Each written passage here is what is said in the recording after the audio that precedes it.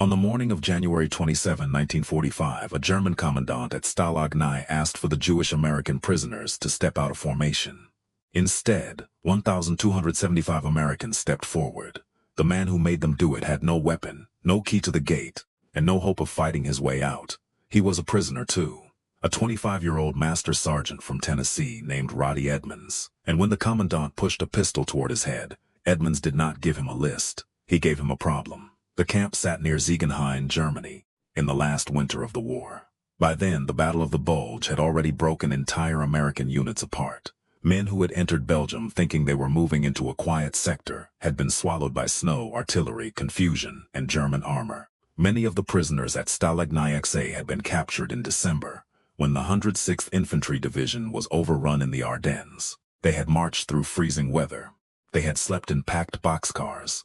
They had learned how hunger changed a man's face, and after the first camp at Bad Orb, a large group of non-commissioned officers was moved again, deeper into Germany, to Stalag IX-A. That was where the Germans found out who the senior American enlisted man was.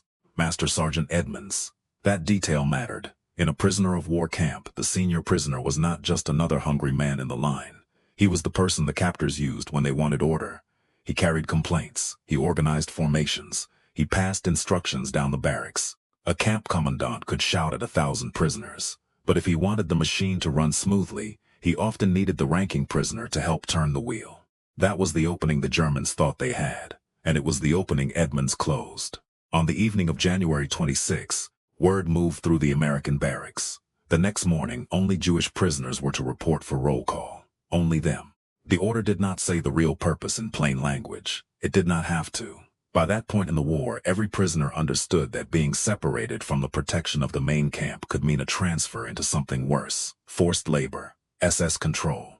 A place where the rules written on paper no longer reached the men in the mud. Some Jewish American soldiers had dog tags that could identify their religion. Some could hide them, some could not, and all of them knew one thing. If they stepped out alone, the camp would know exactly who to take. The order had the coldness of paperwork, no shouting, no speech about hatred, just a category, a list, a morning formation.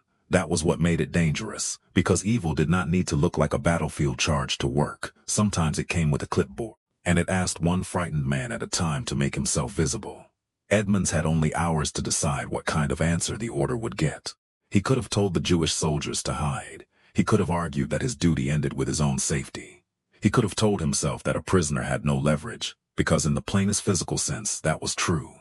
The Germans had the rifles, the fences, the towers, the authority to punish. Edmonds had a rank inside a cage, but rank still meant something if the men behind it believed it. So before morning, he passed the order through his own chain of prisoners. Every American would fall out, not the Jewish men, not a marked group, not a quiet handful trying to disappear inside a camp designed to count them. All of them. When morning came, the prisoners stepped into the cold. They were thin, unshaven, wrapped in whatever scraps of warmth they had managed to keep. The yard was hard with frost and old mud. The barracks threw long, flat shadows behind them. And when the German commandant came out expecting to see a separated group, he saw the entire American formation standing there. More than 1,200 men. For a moment, the order had nowhere to go. Because an order built to isolate 200 men had been answered by 1,275. The commandant looked at the formation, then at Edmonds, then back at the formation, and the shape of the problem became clear. He had wanted a list. Edmonds had given him a wall. The commandant demanded an explanation. These men could not all be Jews. That was the point at which a weaker answer might have collapsed. A joke would have broken under threat. A protest would have turned into argument. A plea would have admitted the commandant still owned the category. Edmonds did none of that. He stood in front of the men and answered with the line that would outlive the camp.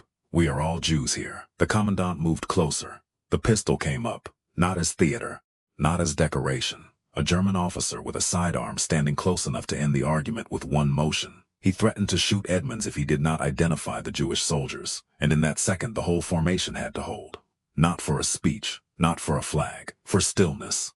Because the commandant was no longer trying to convince one sergeant. He was testing whether 1,275 prisoners would let the line break. A cough could have started panic.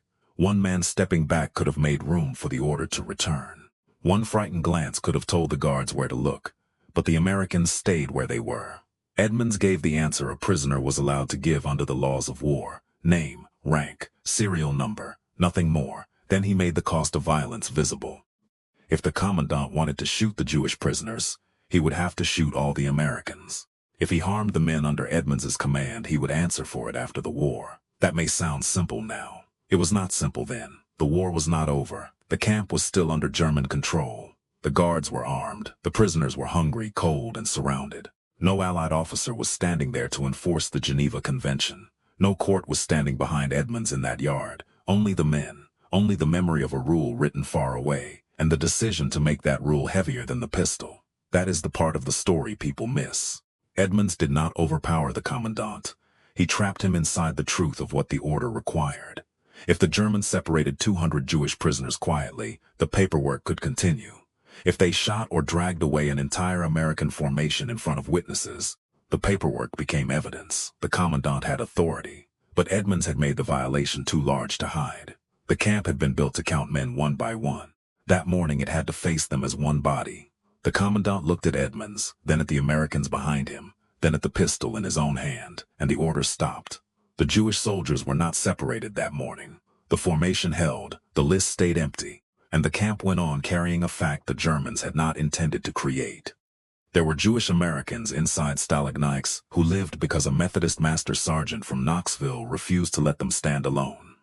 But Edmonds did not come home and build a public life around that sentence. After liberation, he returned to the United States. He served again in Korea.